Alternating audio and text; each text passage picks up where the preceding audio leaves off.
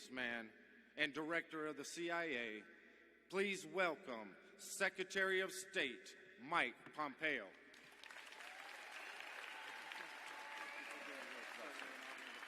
President Trump is unafraid. He's unafraid to try to do diplomatic tactics where the old ones were simply not getting the outcomes that America needs and deserves.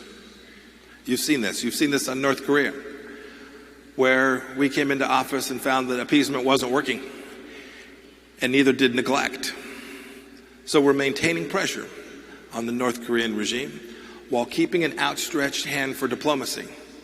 I've now had the chance to meet with Chairman Kim on multiple occasions. Indeed, I think I've spent more time with Chairman Kim than any other American, now surpassing Dennis Rodman. And on the Islamic Republic of Iran, the nuclear deal, it only made the regime more aggressive. So we've re-engaged with allies to exert pressure on that regime.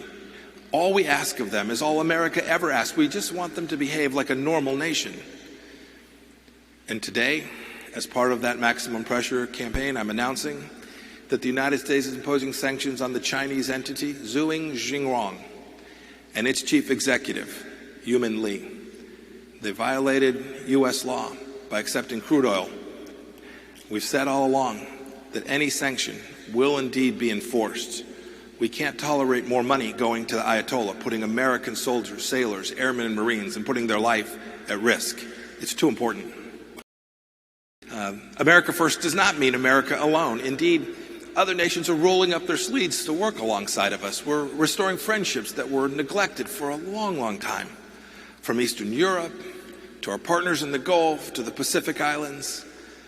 And of course, our relationship with Israel is unequaled. It's a democracy. It stands for the same things that we do here in America. That relationship is stronger than it's ever been. And we're very proud of that. I remember sitting in the room negotiating with my counterpart. He's a former senior North Korean general. And I remember talking to him, and I think he was perplexed that we put this as the first among the items we wanted to talk about.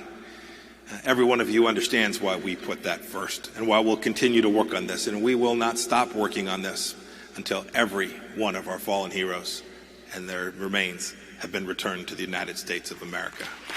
I want to mention, too, there's a threat that some of you know about. There are rogue courts, international courts, that have threatened to bring American soldiers, sailors, air Marines to dock, to bring them to justice. This is wrong.